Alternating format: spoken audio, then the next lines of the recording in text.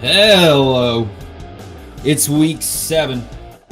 It's the Down East Sports Network college football show. Big matchup tomorrow night in New Orleans as the Pirates take on the Tulane Green Wave. As always, it's your host, Jacob Miller. He's Paul Phillips. If you're on Twitter, give us a like and a follow. If you're on YouTube, like, comment, subscribe. Twitch, also subscribe, I believe. Feel free to use the chat. We'll be reading your questions, comments, concerns, and all things likewise. Outside of that, it is week 7. But it was a crazy week 6. I don't know if we start with the news of the day or if we talk about what happened prior to today.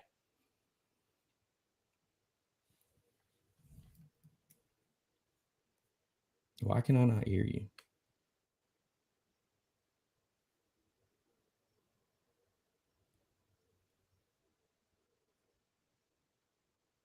I cannot hear you. Now I hear you. Hold on. We're off to a sharp start, Paul. Yeah, we're really cooking with fish grease. You got to switch your microphone over, buddy. Can you hear me? Now I got you. I had it muted up here. My bad. We're having fun. We're having fun. What was? Do you want to start with today's news, or do you want to talk about week 6 first? Usually we'd have an ECU recap off the hop, but obviously we played bye, and we covered. Well, what piece of news are you alluding to about today? That little liberal arts college up there in Chapel Hill. Mm-hmm. It looks like they are moving towards a buyout of legendary NFL coach Bill Belichick, as we are just barely halfway through the year. Raise your hand if you're shocked. Yeah. The experiment did not go well. This is not the NFL. You can't just get random free agent players and then be up to par and be able to pick up on your system quickly because, well, not the NFL. No. And it never will be. No. No matter how much they want to make it like the NFL nowadays. Yeah. It will never be. I've heard citing of self-reported recruiting violations. It's a bit of a mess up there in Chapel Hill. It's a shame they won't put us on the schedule. They will for basketball, though. Yep. We'll see them down. Somebody remind me what Carolina's historically best sport is, revenue sport that is. They haven't been very good at it the last few years. No. But figured we just mention the fact that that's falling apart. I don't even really have much to say on it.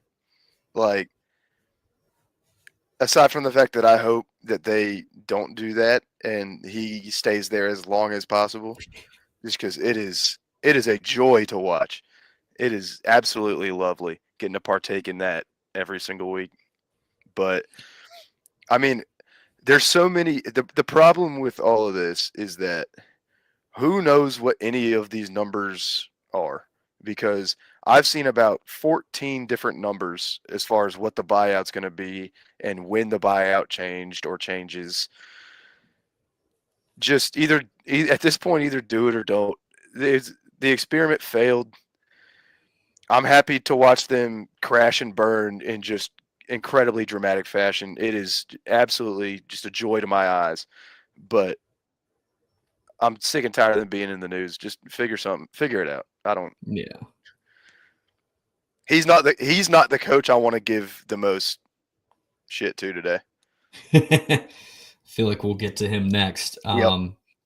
According to The Guardian and what's been reported, it looks like there was a backout clause, $1 million buyout backout clause that's being signaled by Coach Belichick, and it could actually end up being less if, I guess, these violations are true.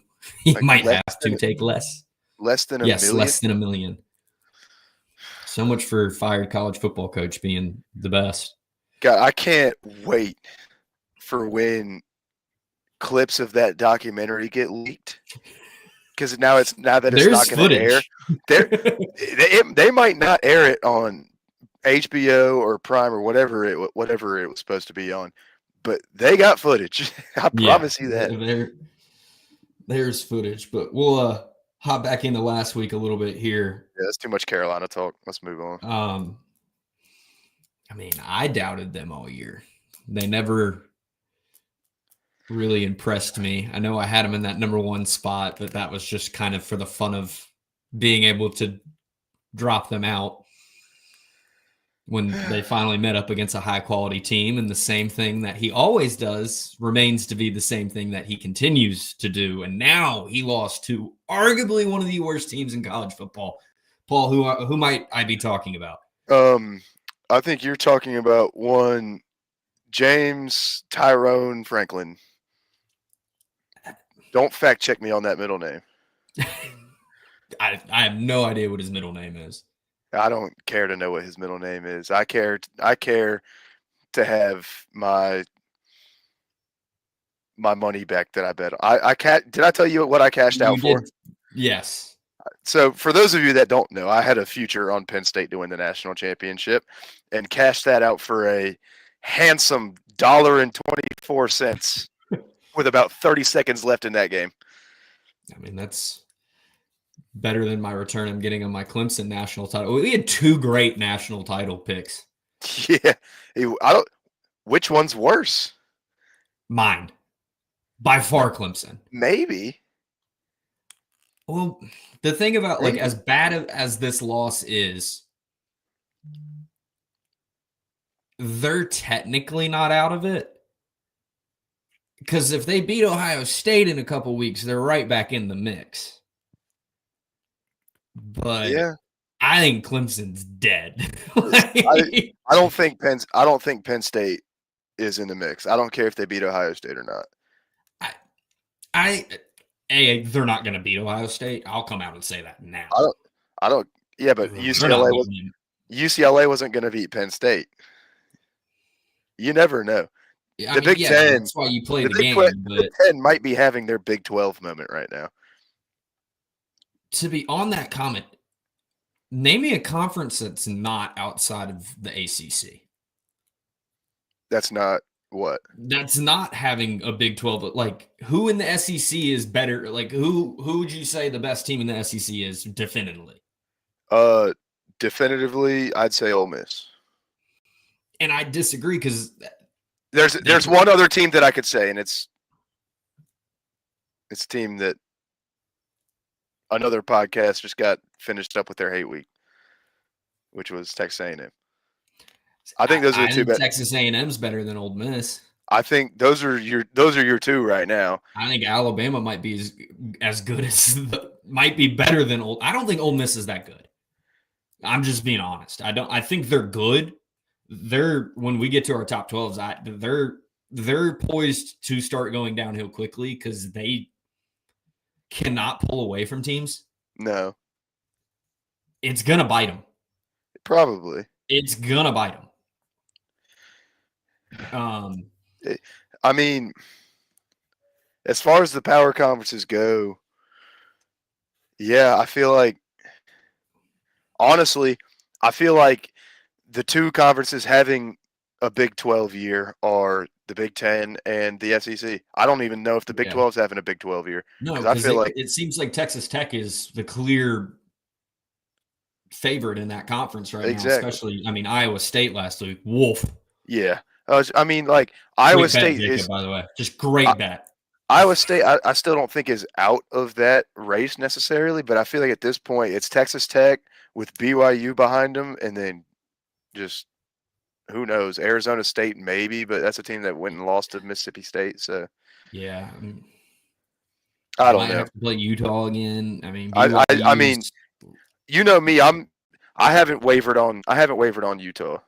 I feel like that was a sketchy game they played against Texas Tech, and it did not inspire much confidence. But I mean, that's their only blemish right now, and they've handled everything else in front of them. So, yeah, I don't know. We got way off topic there, but I thought it was a good tangent for what it's worth. I thought so too. Iowa State, as I mentioned, Wolf, they lose to Cincinnati on the road. Like Paul just said, they still got a fighting shot, but if you can't beat Cincinnati on the road, you ain't gonna. Yeah, no.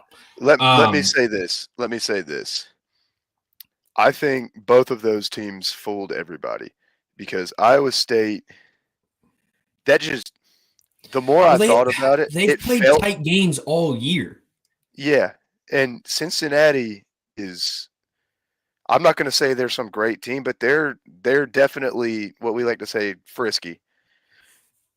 Yeah, that's a team that very well could have and potentially should have beaten Nebraska to open the season.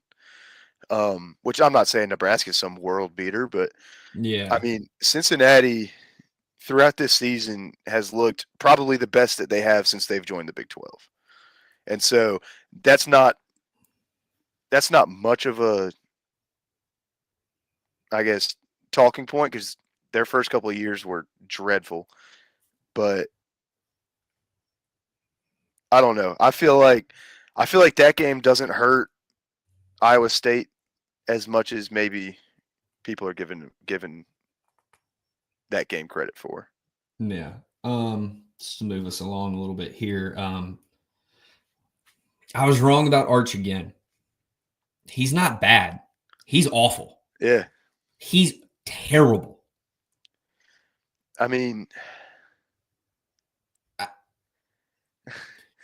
sat there and I mean, that's another one of my losses from last week because DJ finally played like DJ. To Florida's credit, that defense is good. I said it last week. Florida still has a good defense. Texas still has a good defense. Yeah.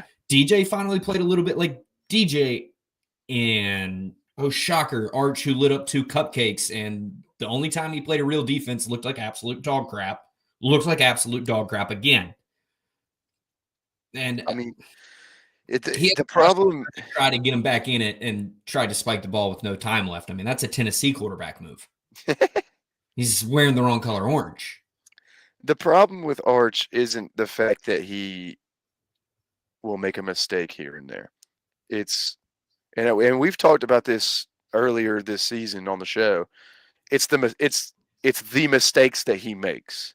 Yeah. That is the problem. There's a lot of stuff that isn't immediately correctable, it seems like. I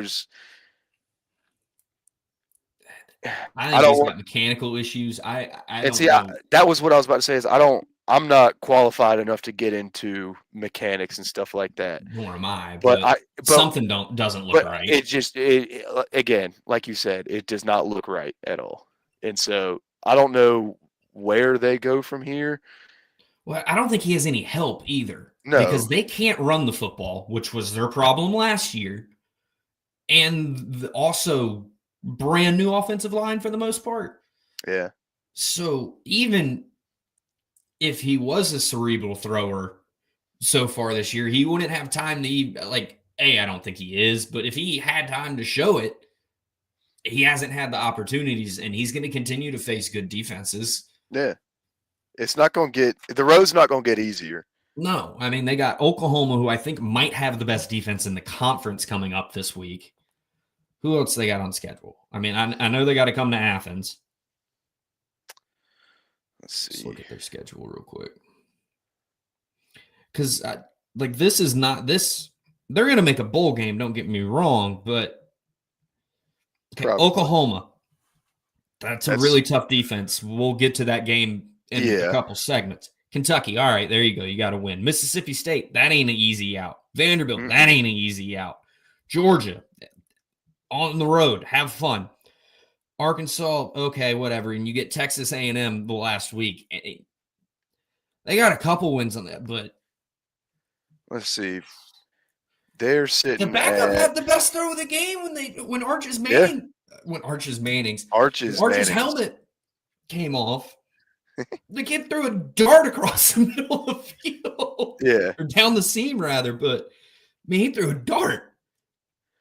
Like, there are definitely winnable games on this schedule. They've won 3. Again, we'll get to Oklahoma, who I don't believe is expecting at this point to have Mateer. It, Um, it doesn't. The at line hasn't moved, so at Kentucky, at Mississippi State, home against home Vandy, Vandy, back at on the road Georgia, against Georgia, and then but then 2 home home. against Arkansas, and then home against A&M. I mean, just at a quick glance, I see at least 3 wins. I see of very well could be 4th, and then again we'll get into this week. So, I mean, I feel like that's an 8-win team at best. Yeah, I feel like it's a 6-win team at worst. Um, I don't know. I feel like at this point there's only so much room for improvement based on what we've seen week in, week out with this team. yeah, And so I feel like their fate is more or less set in stone, that they're just not what anybody thought they were. yeah.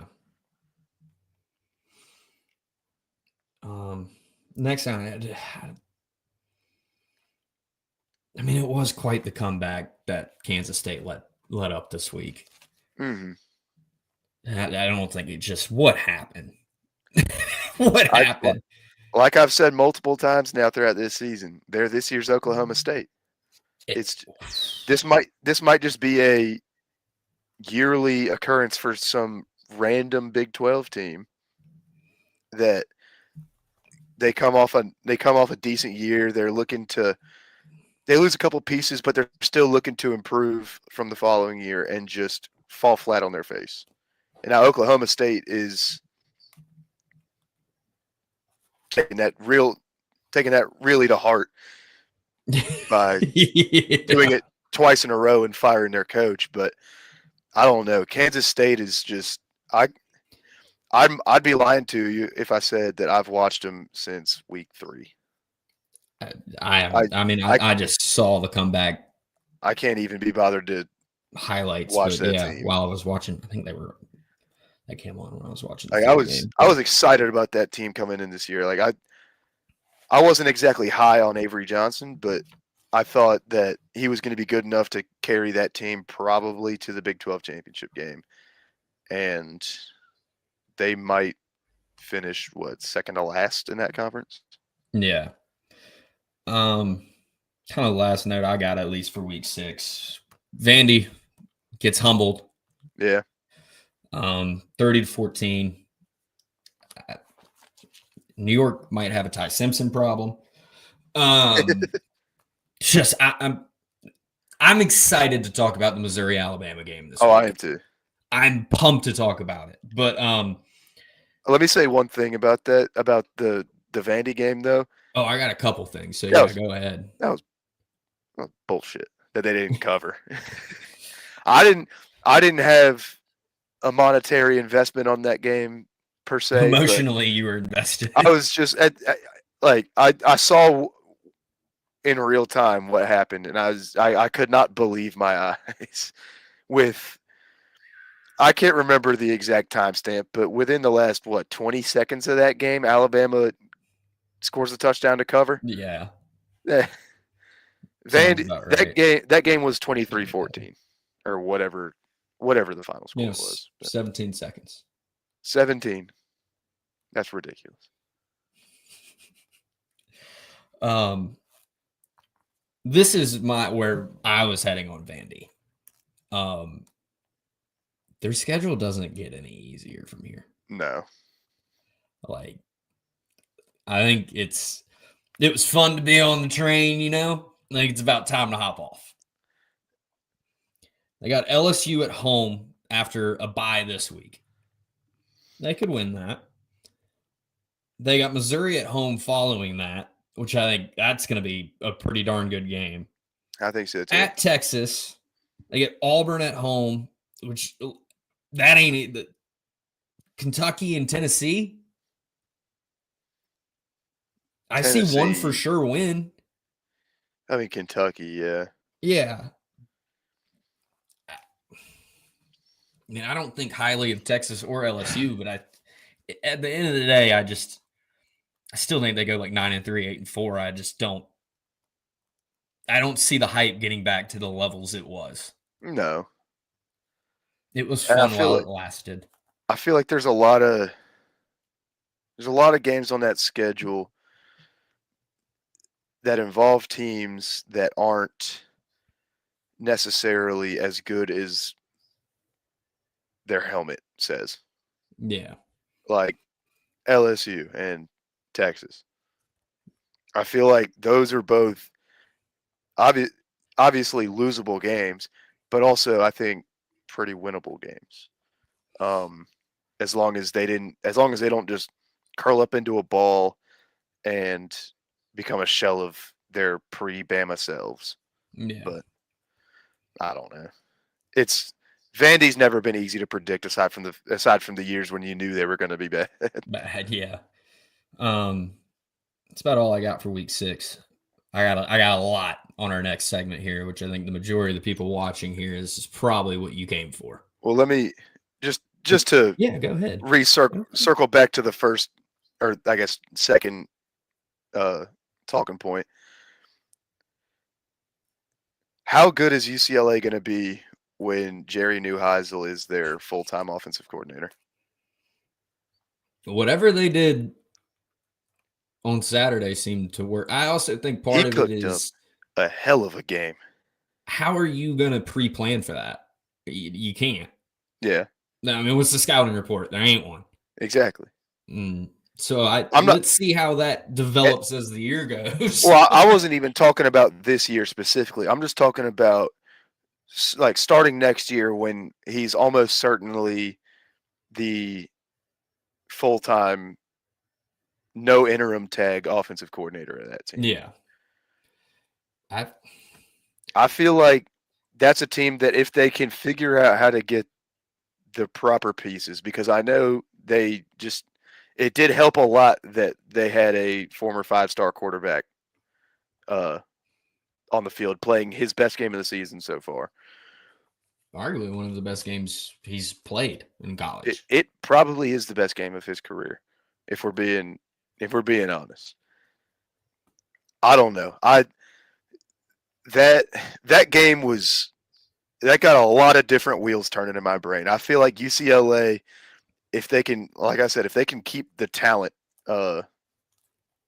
it's not going to be the same people, but if they can keep the level of talent at certain positions and improve on the rest, that might be a sneaky team in the Big Ten going forward the next couple of years. But let's move on to the meat and potatoes. 7:30. New Orleans, Louisiana. Our Pirates take on the Tulane Green Wave. Tulane a 6.5-point favorite last time I checked. 53.5 is the total. This is a massive, massive, massive spot for the Pirates. Arguably definitely the biggest game I think we've been a part of conference-wise since I've been in school and graduated from school. Yeah, I'd say so. Since 2017, I can't remember us having a conference game that I think means as much as this one Thursday. Both of us 1-0 in conference so far. Tulane with one loss to Ole Miss on the road. Us obviously with losses to NC State and BYU. This is a pretty talented football team. We all know the quarterback, BYU. Jake had to go somewhere else. I like calling him that better. Oh, I agree. I was just, for those that don't know his name. Arguably one of, if not the best coach in the group of 5 on the other sideline. He's your next SEC coach. He's going to have an SEC. I was saying this to someone earlier today. The way Tulane operates is SEC ball. Yeah. It's very, hey, we're going to come at you with 12 personnel, 2 tight end. We're going to move them from the left to the right. I mean, this is very reminiscent of Florida's offense under Dan Mullen. This looks a lot like Georgia's offense with Todd Monken looks a little bit like what Hugh Freeze does at Auburn. It's got that element to it. They want to punish you by running the football and have your safeties and your corners get complacent and defending the run, and then they're going to hit you with a play action pass. I got a lot of takeaways from this game, so I'm going to let you start. Well, I was just going to say, I mean, if you saw John Summerall at Troy before he even got to Tulane, I mean, Troy was arguably, I mean, I'd say they were a top 3 team in the group of 5, probably his last year there before he takes the Tulane job when Willie Fritz left. So, I mean, this is not, we've seen Tulane for the last couple of years now, but Summerall, I mean, this is an ongoing thing with him, that he is an elite level coach, just not at quite the elite level job. And that's no knock at all to Tulane, because we've seen what they could do the last few years. Yeah, it's been a good football team for the last while. Yeah, I just wish this game was next season, because we probably wouldn't have to go play against a John Summerall coach football team. Yeah. But I don't know. I don't have many notes on this game aside from the stuff that you said you wanted to talk about. So I'll let you dive into it. But I had to give my boy Summerall some props, because he's one hell of a coach. This is very much a line of scrimmage game. Like we've said, they like to run the football. It's trench warfare is what this is. Yeah, they like to run the football. From the little bit of their highlight packages I've seen from this year, they have a good amount of stunts from the D line. They will get after you a little bit. They have good speed at the interior defensive positions. I do, however, think their secondary is beatable. They mix it, and it's a good mix of zone and a little cover one man. They give you a bunch of different looks. They roll safeties to boundaries. Caton's going to have to be on his game. Obviously, like any big game, a turnover could kill you here. We saw what happened in our last big game this year, where a turnover completely, pretty much took us out of the game against BYU. Yep. Stuff like that can't happen on the other end. I mean, this is going to have to be a disciplined football game for East Carolina on both sides of the ball. You cannot commit penalties. You cannot get behind the sticks on this team. The same thing on the other side, except for maybe not with the penalties. They are going to try to lull you to sleep a little bit. You're going to have to commit to the run, but you can't overcommit.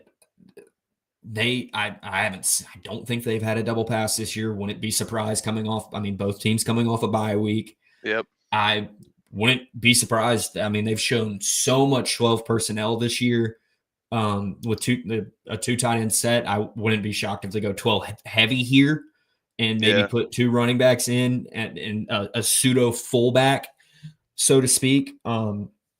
They do a lot of things that move the eyes of the defense. And I think that's a little worrisome, especially when you look back to the BYU game. That's how we got all of their explosives were, for the most part, either a few big QB runs, which you got to look for. He's their leading rusher on that team. Yep. And they got us with play action passes, especially with tight ends. I can remember 2 instances where BYU had 2 big plays with the tight end across the middle of the field. Yeah. That worry, that's my biggest worry heading into this game. I think we have a D-line that can stop the run at the first level. I think we do have good safeties. It's just, I don't want to say we're going to get out athlete, but this might be a little more Jimmy's and Joe's game than a little X's and O's, because I still have the worry that if East Carolina plays a darn near perfect football game, they still might come up a little short. Yeah. I feel like it's not – I mean, it's definitely going to have to be close to, if not mistake-free, which obviously there's going to be mistakes. It is a human college football game activity. But it's not only that, but also forcing them into mistakes, and then when or if that does happen, we have to capitalize. Whether it's ill-timed penalties or it's us getting a turnover or whatever it may be, we can't afford to just waste drives. Yeah. And so whether it be offense or defense, I feel like it's going to have to it's going to take every little bit that we get.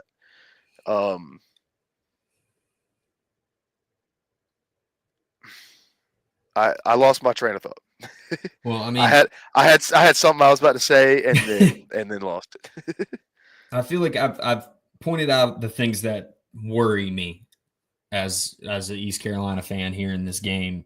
The things that do bring me some, I won't say hope, because I do think we're going to make this a competitive ball game at the least. I think we've been a zone team for the most part this year in the run game. I would like to see some QB power here. I don't necessarily even need to see power from the running backs. I saw enough tape to where, I mean, Ole Miss got him on it a few times. I think Tulsa got him on it a few times. I think South Alabama got him on it a few times. And you go back and look at those games, those teams. Tulsa and South Alabama gave up more of a fight than the score might indicate. This is a beatable team. Oh, I definitely. don't love them, and especially with the speed we have outside. But I mean, any of the top three receivers, I think, can beat their corners on one-on-ones. If the situation were to arise, like I said, Tulsa got them on a few QB scrambles. That's something that is very much up Holton's alley. Holton, Jesus. Yeah, that was crazy. Caden Hauser's out. Wow. That was amazing. Caden Hauser is his name, and I think that's up his alley too. Yes. It's also, you've been clamoring to see more Mike Wright because of that aspect. Do you think we see a slight uptick in his involvement? Signs point to yes. You're coming off a bye. You've had time to install more. I mean, that's something we talked about last week with Mike Wright. You have time to install packages that aren't just clear runs with him, that maybe a little more gadget plays. I'd like to see us actually run a double pass in this play. If you could bet on a double pass in this game, I would bet on it. I'm sure somewhere you might be able to. There's like when you have both teams, like both these coaches have watched a lot of tape on these teams. You have a whole extra week to prepare. You're going to see some new things, and I really hope Mike Wright is one of them for us. Yeah. In a, I don't want to say in a big way, but at least definitely in a bigger way than we've seen all year. You still got to trust QB1. I'm struggling right now. You still got to trust QB1, but I definitely, just with his speed, it's bit him in the butt a few times this year. The other thing that's killed him, they've put the ball on the ground 4 times. They've only lost 3 of them, and I want to say they put it on the ground twice against Tulsa, and Tulsa couldn't convert. You got to convert those opportunities. Exactly. That's back to what I was saying about you have to take advantage of the opportunities given to you. And I think we can, but I don't know. We know Tulane's not – they're going to be ready for us. That is way too good of way too well coached of a football team to not be ready for most things that we could throw at them. It's just a matter of what we do, whether we lean into the pass game, because I feel like you were talking about with their secondary, that might be an area of the field we can exploit. Whatever it may be. There I go, lose my train of thought again. Right as I did all the work to set up the point, and then you sounded like you were going to be educated there for a second. I was, and then the education left, and so. good. It's a good show we do. It's a good It's a show we great do. show we do every week, Wednesdays here on YouTube, X, and Twitch. Like, comment, subscribe, all that good stuff. We're always just humming on all cylinders. Feel free to use the chat. There's a good bit of y'all watching. If Yep. y'all have thoughts on the game, feel free to put them in the chat. You guys have things you want to talk about this matchup, feel free to put them in the chat. When me and Jake can't finish our own thoughts, feel free to at least put yours in attempt to the finish chat. them for us. Good Lord. I mean, do you think our secondary is going to be disciplined enough for 4 quarters to keep East Carolina in this ball game? That's a loaded question. It's very I mean, I feel like that's all situation dependent. I feel like to start off with, I don't see why they wouldn't be. I feel like part of that goes into basically the only other proper point I had to talk about this game is Yulman Stadium is not at all a giant cathedral. But that place can get rocking in a hurry and often. So I feel like if we're not disciplined, or if we come out not entirely focused on the task at hand, not only is a very good Tulane Green Wave football team going to exploit that, so are the fans. And so I feel like we have to come out on our P's and Q's and I feel like we're going to need a big play to whether it's to shut them up or just to get our side going. I feel like our standing in this game long term hinges on what we can do in the first possession or in the first drive of each side of the ball, to keep them out of it. Which one half of that's been good this year outside of one game. Yeah. And outside of the NC State game, the defense has started on time every week. Like you're alluding to, if this offense cannot start on time this week, it's going to be a problem. We do not need to be playing catch up in this game from the word go.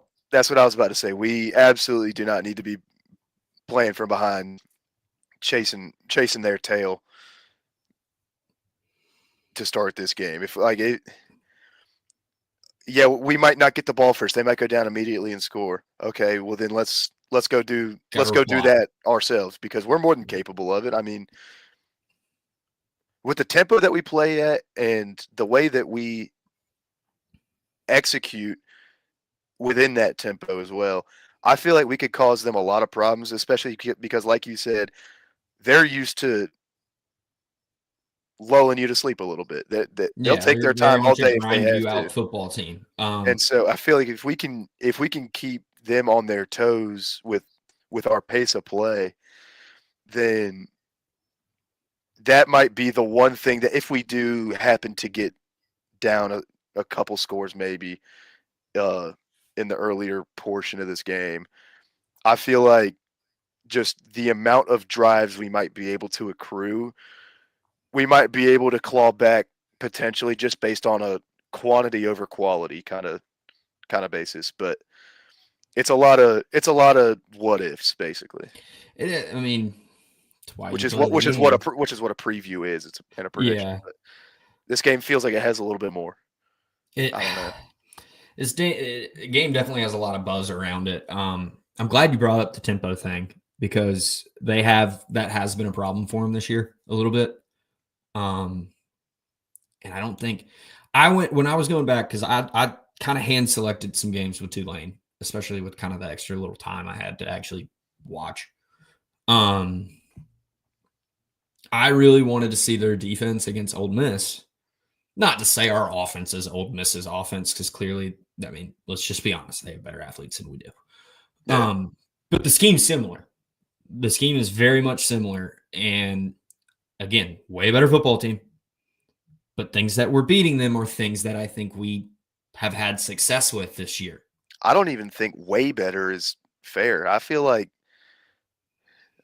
this. I mean, we're not as far away as people might think from this team. I don't think you know Oh, my not take on Tulane. Tulane. I'm talking about us being far away from Ole Miss. I think we are Oh, way closer to oh, Tulane I see what you're talent-wise. saying then. Yeah. I see what you're saying. Yeah, no. I think we're way closer talent-wise. Can't remember. I heard How Igo about I say just it. stop interrupting and just let you talk? I can't remember exactly what Igo said, but whether it was PFF or whatever, but the grades are quite similar. Yeah. There's aspects obviously they are way higher ranked at than we are. I mean, their ground attack's better than ours. Our passing attack is top tier in the country. I mean, and a supreme ball knower, Brooks Austin, ranked Caden's 7th best quarterback in the country as of maybe 30 minutes before we went on air. Yeah. You know how I feel about that boy Brooks. Oh yeah. But That's I think that high kind of leaves praise. us what one thing left to do when talking about this game. I think me, like many, I've been 0 for 2 the last 2 weeks. Said we'd beat BYU and we'd lose to Army. I'm not going first. I'm telling you. Going second is working for me though. I mean, let's just if we want to just dive back into our last game that we played. My score prediction, did I write it down?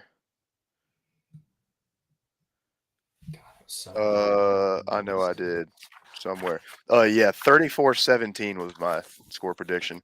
They even blew that out of the water. So, I feel like this game. Also, before I make this statement, what's the number? The spread or the total? Spread. 6.5. That's right. It's the same as BYU game. Yeah. I'm not gonna lie. I think it's within the number. You think it's within the number? I think it's just barely, but give me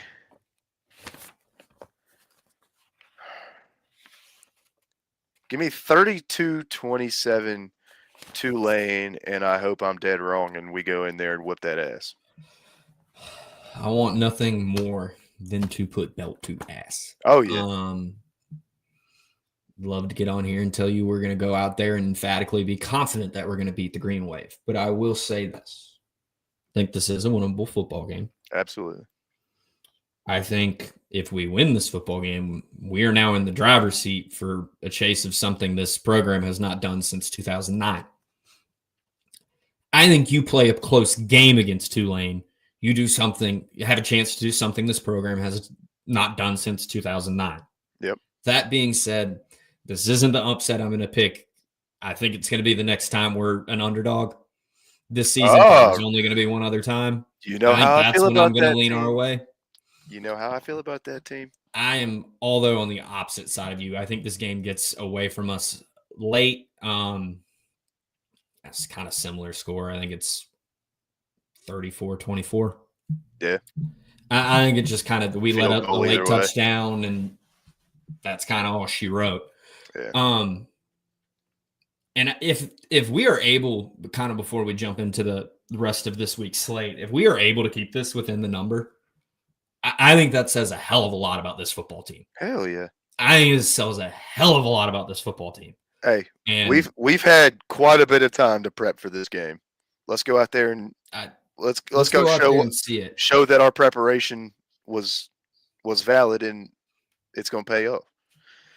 Again, I will give us credit on one thing in the show. If anything, we're honest about our opinions, and we're not supremely bandwagon just picking us to win. I'm not picking ECU 12 times.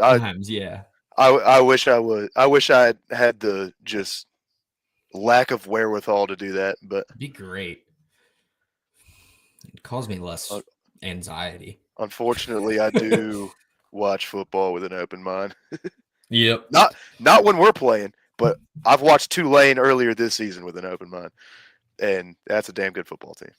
Yeah. Again, not one of the two teams that I think is going to be playing for the conference title, but I think one of them will be previewing in this week's slate. But before we get into that, maybe two of them, low key. Yeah. Sorry, go ahead. Yeah, no, you're right. Crap, I've been forgetting who they play and re-remembering Yeah. about 2 seconds later for the last 3 hours. Um, top 12. I'm gonna go ahead and rip mine first because I don't get to go Go first, and nuts. the thing that matters towards my wallet. Um, my top 6 has remained exactly the same from last week. Oregon number 1, Ohio State number 2, Miami number 3, number 4 Oklahoma, Texas A&M at 5. Those two could swap next week. I don't. It's kind of hard with Mateer out. Yeah, that's Old why Miss I'm. at Yeah. Old Miss at 6, who I think is in the biggest spot to have a letdown sometime soon. Now where the movement is up one spot from last week, the Texas Tech Red Raiders. They continue to impress. Up 2 spots from last week, I got the Alabama Crimson Tide at number 8. They jumped Indiana, who I left in the 9 spot. I just think that has more to do with this week's game than anything. Down 3 because they continue not to impress, even though I'm very high on this team, the Georgia Tech Yellow Jackets. Number 11, I keep my Georgia Bulldogs, and back in the top 12, I think I've had them there before. I got the Tennessee Volunteers because there's a team we're talking about in a little bit I don't believe in. That would probably be 12 if I didn't think they were losing this weekend. And that will be my top 12. Tennessee was my first team off. I wrestled between them and another SEC team that I'll get to here momentarily. My top 4, I believe, is all the same. Ohio State number 1, Miami number 2, Oregon number 3. I think those are your bona fide top 3 teams in the country. Last week I had Ole Miss at 4. They haven't done anything, so I'm gonna keep them at 4. I got A&M up at 5. I have Indiana at 6. I like what I've seen out of them so far. I don't necessarily like what I'm potentially going to see out of them on Saturday, but for now, the Hoosiers are number 6. I have the Oklahoma Sooners at number 7. Again, part of that is just, I mean, they've looked fine against Kent State is who they played last week. Yeah. But without Mateer, I hesitate to put them any higher than that. Number 8, I have the Fighting Ty Simpsons, the Alabama Crimson Tide, directly in front of the number 9 Georgia Bulldogs, who are You they got still them going too high. 7-5? Yeah, they're still. Are they It's always 7 still and going 5. 7-5? Kirby can't coach. Okay, yeah. Bobo's the worst. Bobo's the worst. Gunner can't play. Yeah. Can't throw the deep ball. No. Or get to a second read is the new one I've been hearing. Moving on from moving on from whatever that was. Number 10, I have the Texas Tech Red Raiders. Again, like you said, they've done nothing but impress this whole season. I thought that Houston game was a potential slip up for them, and not even a little bit. Number 11, I had the Ramblin' Wreck of Georgia Tech. I think I had them at 9 last week, and so again, they just haven't been all that impressive, but they keep finding ways to win. So they haven't deserved to drop out of my top 12. And then number 12, I have the Missouri Tigers. I wrestled heavily between them and who wanted to, but I think Missouri just edges out that game, and that might be a bit of a projection for this coming weekend. We'll see. Well, let's get to talking about this weekend. Let's do it. Maybe a little bit of something tomorrow night, like I've kind of been hinting at a little bit. There is 2 big American Conference games this week. Not only us, the Bulls go to wherever the heck North Texas is. Denton, Texas. I've seen conflicting lines. I'm going with the line that I'm more confident in. I got USF as a 1.5 favorite. 66.5 is your total. Yeah, that is. I almost put the over in my picks just for the hell of it. It's like, well, let's just see how many points these teams can score. I don't have it, but we'll get to it later. There's an over. There's an over I like that I'm not taking. Okay. But the undefeated Mean Green versus the one loss Bulls, that loss being to Miami. I think this is a spot where North Texas comes back down to earth a little bit. I think USF's going to be a little too much for them. I think I'm on your bandwagon. I thought they were going to be good before the year. You thought they were going to be conference winning good. I wasn't quite there. I'm getting pretty darn close. That they're good. I just think they're too much for the Mean Green. Damn good football team that is damn well coached. I mean, I can't off the top of my head remember the name of North Texas's coach, but I like him as well. And I mean, we've seen what they've done this year. I mean, that's a very good football team, North Texas is, but I just think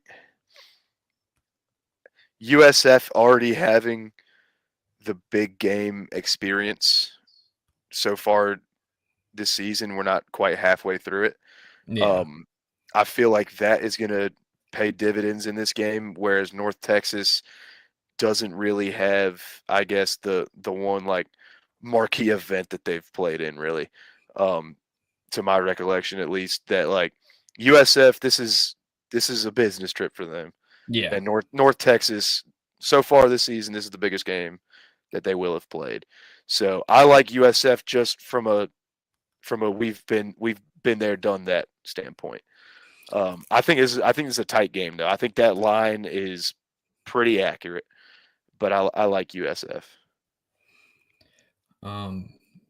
7, I believe that's 7:30 Friday night. Yeah, it's either 7:30 or 8. I think it's 7:30. Got the dang mosquitoes flying around. Kind of proud of myself. Sorry, on to the next game. Two big games at noon will lead to the non-big noon kickoff game. First, Alabama on the road, 3.5-point favorites take on your number 12 Missouri Tigers. I'm going to hold off a little bit on this one. 51.5 is your total. It's a big spot for Eli Drinkowitz in company. Oh, yeah. So we talk about letdown spots. Alabama is finding all this newfound hype that they thought rat poison. Everyone, including them, thought their program was dead, yada, yada, yada, whatever. Ty Simpson has gone out there and proved a lot of people wrong, me included. I was very low on him coming into this season.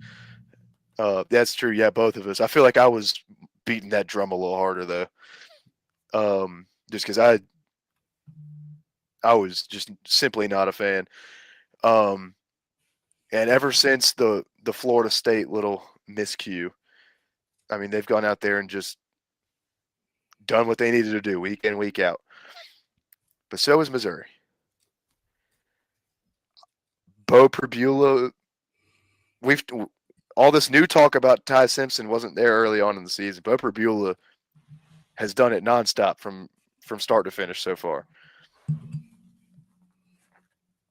I think I like Mizzou in this game. Good quarterback, good running back room at Missouri.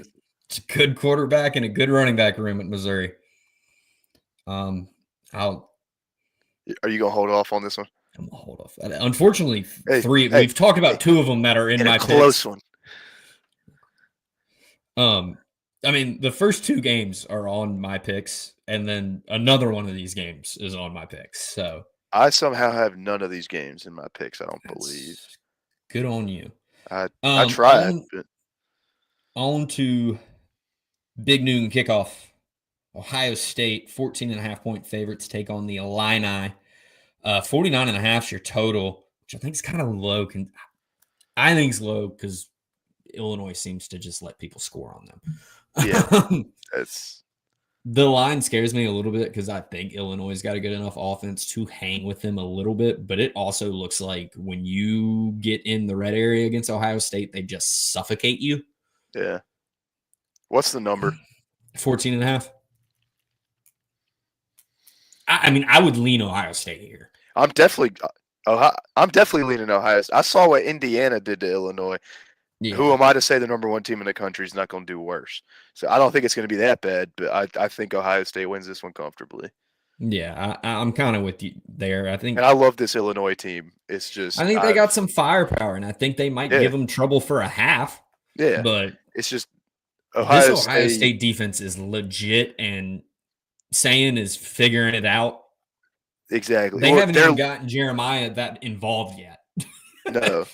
Well, the thing with Julian saying is they're starting to let him get involved now. Yeah, I mean, the Texas game to start the season was very pedestrian from a play calling standpoint. It seemed like they hey, didn't this want to is a put brand him. new starter in a big game. They didn't want to put him out of limit his the comfort mistakes. zone. Yeah, There was a smooth like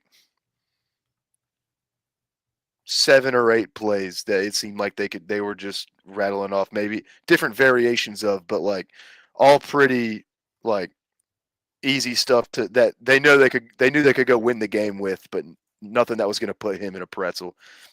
Now, if you've watched them the last couple of weeks, they've really opened him up a little bit, and they're just simply a better football team than Illinois is. yeah. I'd agree.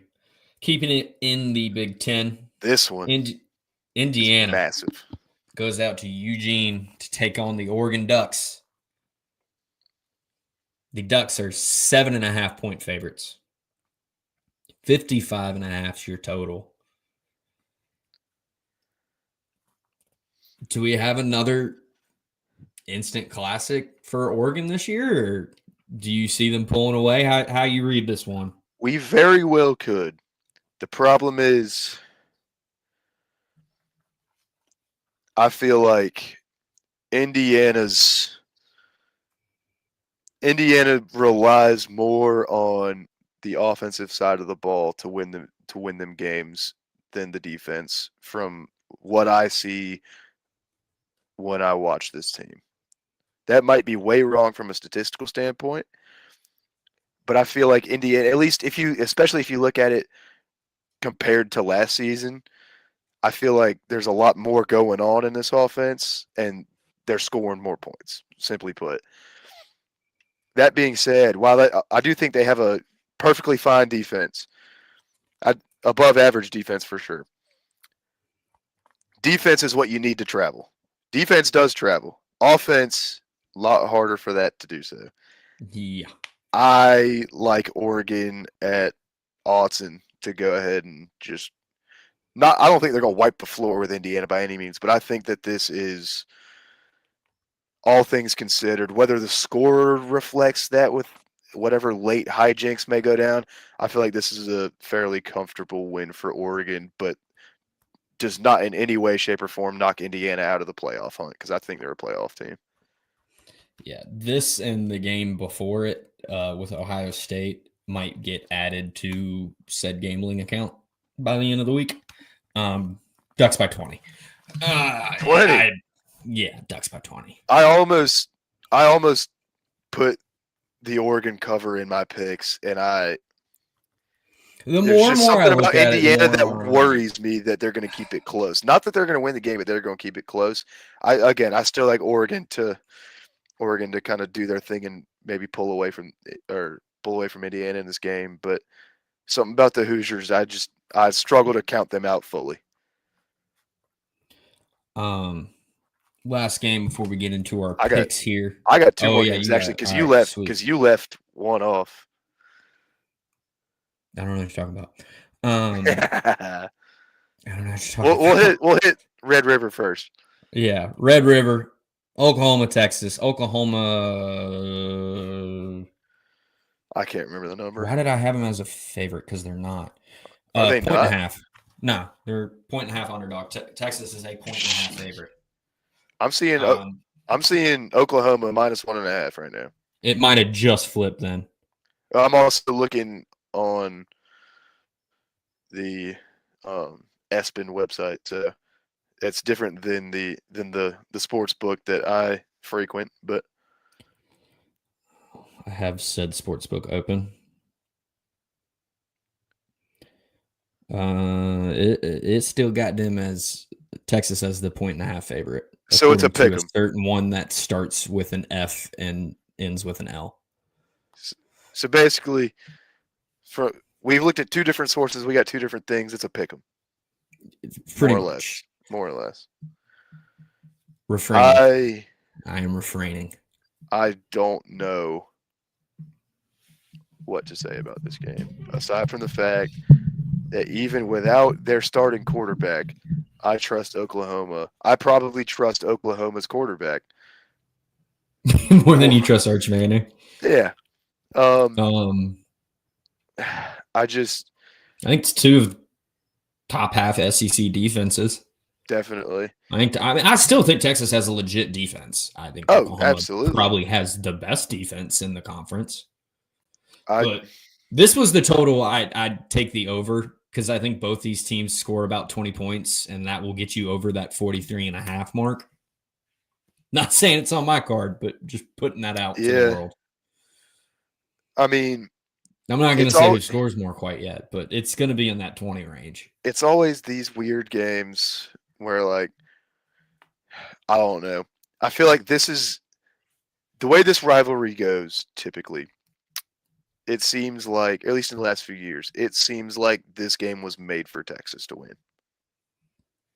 It's going to be Yeah. some, just no pun intended on the name of the rivalry, it's going to be a shootout. And again, the defenses are great, but both these teams just find ways to score in this game. And Yeah. I'm going to lean Oklahoma, but it's just the Red River Shootout is just one of those wacky rivalry games that is damn near impossible to predict, it seems like. So there's my half-ass way of doing that.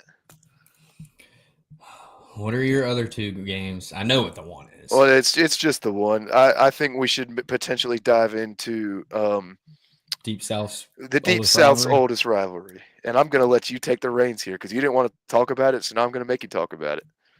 Don't know the total off the top of my head. I know Georgia's a Shit, 3.5 point I don't favorite. That's why I was getting you to talk about it. 3.5 point favorite heading into Jordan here. Let's see. Total is 46.5. Sounds about right. We're in that ballpark, depending on where you look. 3.5 scares the living daylights out of me. This is a pass rush. It looked a lot better against Kentucky last week, but this is a pass rush that I wouldn't write home about. It's been disappointing. Honestly, that's my biggest. That and the secondary, my biggest. This was the secondary I gloated about heading into the Tennessee game, and they've been bad. Yeah. At least from Georgia standards, they've been bad. Tough road environment, not an easy place to play. It's not as big as Neyland, but it's every bit as loud. Yeah. And they freaking hate us, and we hate them. Yeah. As a good animated cartoon once said, I like to drive in my truck. Auburn sucks.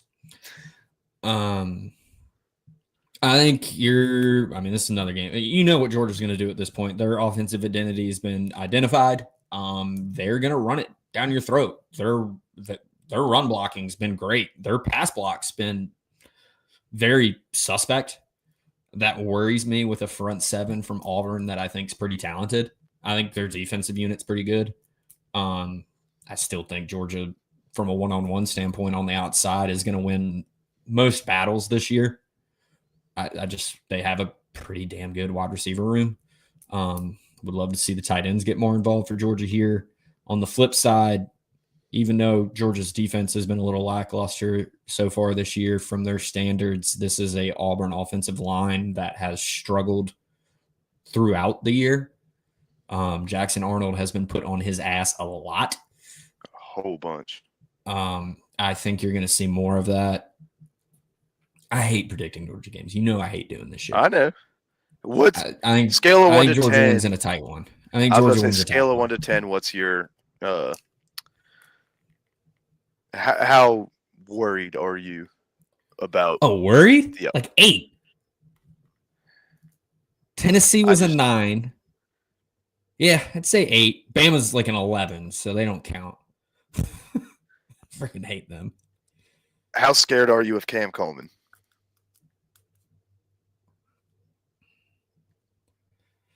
Auburn's number 1 receiver, who I'm looks well to be aware. potentially the best receiver in the SEC. KJ Bolden, and I don't care if it's Everett or a lot or Ellis or whoever's on him, it needs to have the game of their life. Yeah. And it ain't That been boy is good. a problem. This game's gonna be close. It Oh, usually yeah. is.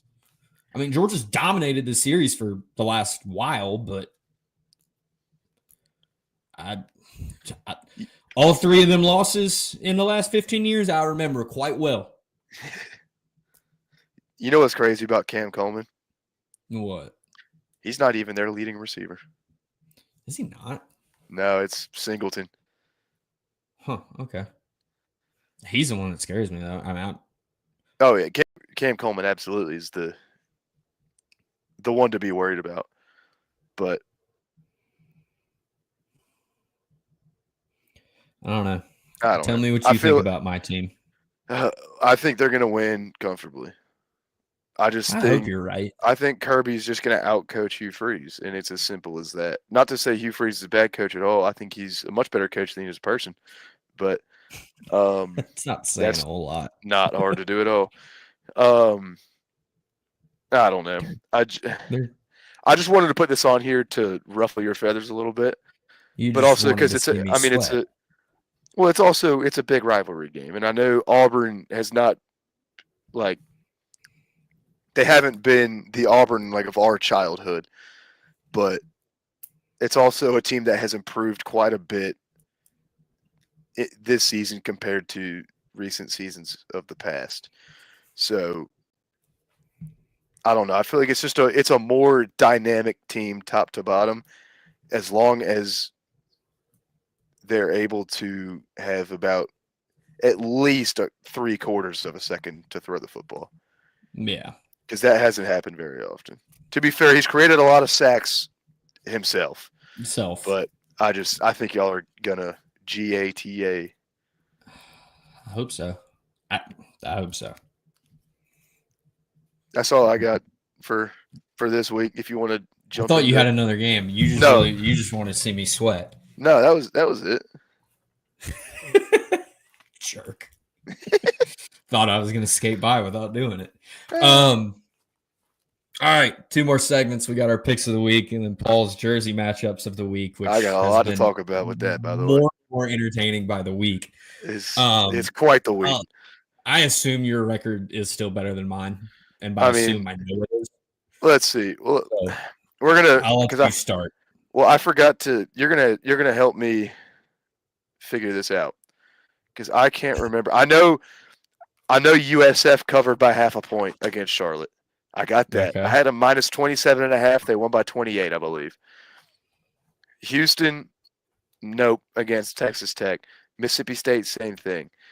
Nebraska, Michigan State, can't remember. Let's see. Covered that one by half a point too. There you And go. then Miami, Florida State, I think I might have taken the L on with the over. That game was right at 50. I had it at 53.5. So I went 2-3 last week. Better than me. All that being said, that was last week. This is this week. Starting off, the Florida State Seminoles are 10.5-point favorites with Pitt coming to town. I think Florida State probably wins this game by a couple touchdowns. I mean, Pitt is a decently talented team, but I also watched them lose in person to a not very good West Virginia team. And I feel like Holstein hasn't been what he was supposed to be all cracked up to be.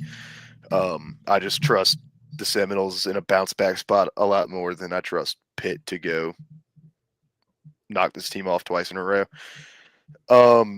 Next up, I have Maryland plus 6.5 at home against Nebraska. You know me, I probably should not be betting against Nebraska. That might change. I feel like this is with the way Maryland played against Washington last week and had that game all the way won and just pissed it away. Or was it the opposite way? Might have been the opposite way. Good Lord. I thought Nebraska pissed it away. Well, no, it was Washington, Maryland. Washington, sorry. Again, let me see. Before I continue on that tangent, that Washington might have just been. Washington scored 21 points in the fourth quarter. Exactly. So I was not tripping. Maryland absolutely pissed that game away. Our recall on the show is great. What'd you say? I said our recall on the show is just spectacular. Oh, yeah, just impeccable memory. What's your name again? Bob. But I think Maryland learns a lesson or two from last week and closes out a game. They're getting a touchdown at home to Nebraska, who has been spotty this year. Again, this is a Nebraska team that I'm higher on than a lot of people, but I think this is a prime spot for Maryland to get them a solid win in conference play. Next up, hate to do it. Hate to do it. But NC State's getting 22.5 at Notre Dame. I think this game could be a one-possession game. It probably won't be, but I think they're within 3 touchdowns. I'd fade the hell out of you. That's fine. That's fine. You do that while At some point, I gotta get hot. Yeah. See, I'm going cold right now, so not ice cold, but I've cooled off a bit. Ice cold. Hey, what's cooler than cool? Ice cold. There you go. Next up, I got you with the reference. Why in God's name is Arizona a 1.5 favorite over BYU? Saw that too. I was trying to figure that out. That's what scared me. Last time I saw a line like that, it was last week, and I was like, why is Iowa State an underdog to Cincinnati? And I'm not making that mistake again. I'll make it this time. Give me BYU money line. I'm not even taking the +1.5. Just give me them outright.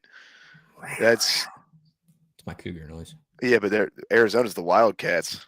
You could just see but you covered yourself. That you could do that for whoever wins. It doesn't matter. He thinks the cat is going to win the game. There's a cat that will win the game. I think you're right. That's the hard-hitting analysis you find on the Down East Sports Network.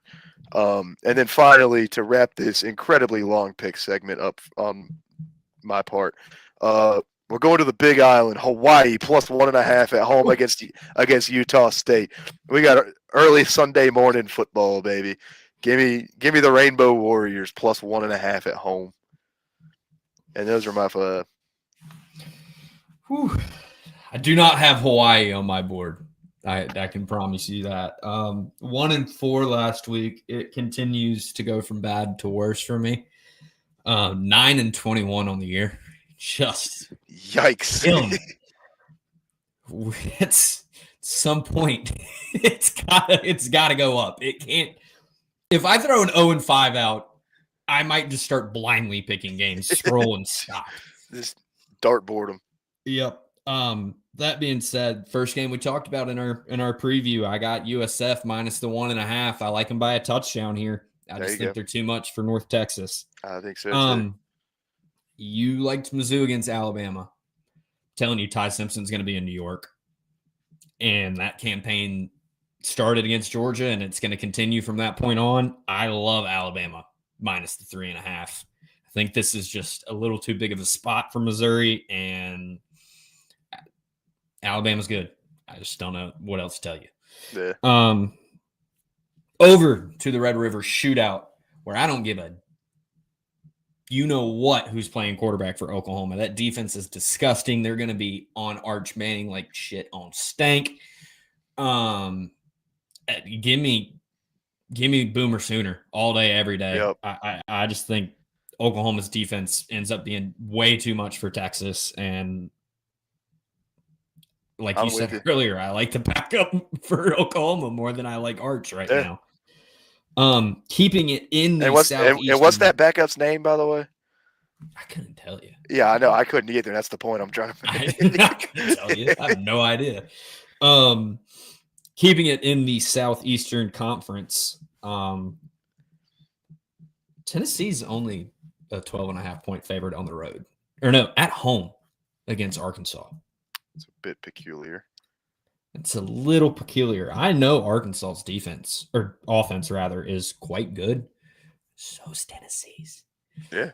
And I think you haven't seen Tennessee's defense is not great, but I just think Joey and the Vols are too much for him this week. Give me Tennessee minus 12.5 at home. Another home team where the line seemed a little small. Georgia Tech, they've bitten me last week. They just scraped by. Oh, they've bitten me too. Just scraped by last week. I don't think they scraped by this week. 14.5 point favorites taking on the Hokies, one of the worst teams in college football. That program's in dismay, and they're going to get dismantled Saturday. And yet they got a road win against the team that I think is going to cover at Notre Dame. So that's why I'm fading you. But those are my picks for the week. That's fine. Let's hope I just would let's get you in the win column. 3-2. I would just like to go 3-2. Yeah, I need some more money in my FD account. That's all I've desperately. That about does it outside of jerseys. Before I let you get into that, if you're on YouTube, like, comment, and subscribe. If you're not on YouTube and you're watching us on Twitter right now, hit that follow button and then head to YouTube and subscribe. If you're on Twitch, go to Twitter and give us a follow, and then go to YouTube and subscribe. And that's about as much advertisement as I'll do for the rest of the show. I promise one day it'll be worth it when we remember something. I promise it'll be worth it. Not promising I'll remember anything past this moment. Jersey matchups of the week with Paul Phillips. I'll let you rip it. It looks like it's our first of like the big homecoming weeks this week. There's a lot of throwbacks going around. Wisconsin's got a throwback. I didn't know this was possible, but Penn State has a throwback this week. I think it's from like the 80s or 90s. Wearing leather helmets? No, it's literally just like a logo at the front of their collar, and they might have numbers on their helmets. I got no clue. They do have that old like weird looking like word mark logo they used to have. Yeah. That's in the end zones on the field this week. That's going to be tight. Montana has a throwback this week, which is sick. Well, I'll get back to that uniform in just a minute. Can't lie to you. Tulane's going baby blue tomorrow. Damn, dude. These are tight. Those things are so tight. Every time it hits. But it does not hit quite as hard as my uniform of the week. The Texas Tech Red Raiders are pulling out a throwback this week. That is just glorious. And I go look at Uniswag and Uniform Authority to stay up on all my stuff to make my notes for this. Go check them out, or just go straight to the Texas Tech football Twitter account and go look at these damn uniforms. Oh my God. They are so sick. The helmets are so nice. Speaking of helmets, Bowling Green retro logo this week, which is going to be sweet. And then, remember I said I'd get back to that Montana game. That's the craziest looking helmet I've seen in quite a while. So that's my helmet of the week. It's like their old cartoon Grizzly logo. It is hilarious. Couple uniform matchups. Is it crazy to say that ECU Tulane is the uniform matchup of the week? No. I think we're going white tops, white bottoms with all purple lids, and I think it's just clean. I like that. Yeah. I think it's so clean. And then obviously, versus the Baby Blues. yeah, It's gonna be a pretty matchup. I know. I think the game should be happening right now. I forgot there's let me football today. get to it. Come on. Yep, Liberty UTEP is on right now. I saw both of their uniform combos this week, and it's pretty smooth. So if you're in the mood to watch some probably not great football, because both those teams are pretty terrible, but if you want to see some teams look good in their uniforms, turn that game on tonight. The old head matchups, there's a good few. Wisconsin with their throwback uniforms they're wearing is playing Iowa. That's just classic Big Ten. Oklahoma, Texas, classic. Georgia, Auburn, classic. And then what I am dubbing the old head matchup of the week of the year. Michigan the week of the year. Yep, Michigan USC. That was a game we probably should have talked about. But yeah, that is the old head matchup game of the year. I mean, it's a fine matchup. I'm still not like incredibly high on either team. Quick pick. I'll take Michigan. I think it's at USC. I like Michigan. I almost took Michigan in my picks. I don't. I actually don't understand. I think they're a dog, and I do not understand why. We didn't understand Iowa State either, though. Yeah, fair. Couple of just in your face color games. USF North Texas tomorrow night. So much green. Stanford SMU red. Nebraska Maryland red. TCU Kansas State. If you're into purple like we are on the Down East Sports Network, TCU Kansas State. So much purple. And then Rice UTSA. Whole bunch of Navy. And then what is becoming my favorite portion of the show every single week. It's by far my favorite. So this is one of the crazier colorblind weeks we've had. We'll start with Northern Illinois, Eastern Michigan. That's not part of the crazy. That's just a MAC conference game, whatever. We have a top 10 colorblind game this week when the Indiana Hoosiers travel to Eugene, Oregon. Yep. Also on the West Coast, Fresno State, Colorado State. I believe Colorado State is becoming my colorblind team of the year. I think they've been in every single one of these because they only play red teams. I don't know what's up with that, but and then finally, we could have an emergency colorblind warning on Saturday. I haven't seen FAU's uniform combo, but if they pull out mainly red instead of navy, then FAU at UAB could be a dangerous spot for people. Could be an emergency colorblind warning that I might have to issue on the Twitter account. Those are your login. Yeah, I know. That's what I'm saying. I might have to put a notice out there that everyone get your eyes over to, I guess, ESPN Plus for that game. But yeah, that's all my uniform stuff. Big week for the colorblinders. Big week for the colorblonds. Oh, that about wraps it up here on the Down East Sports Network. One more quick spiel. Like, comment, and subscribe on YouTube, Twitter. Give us a follow. You can follow each of our @. What are you, PSP 15? Yeah, PSP _15. Jacob Miller _7. If you're on Twitch, subscribe, all that good stuff. That about wraps it up. Week 7, Tulane, 7:30 tomorrow.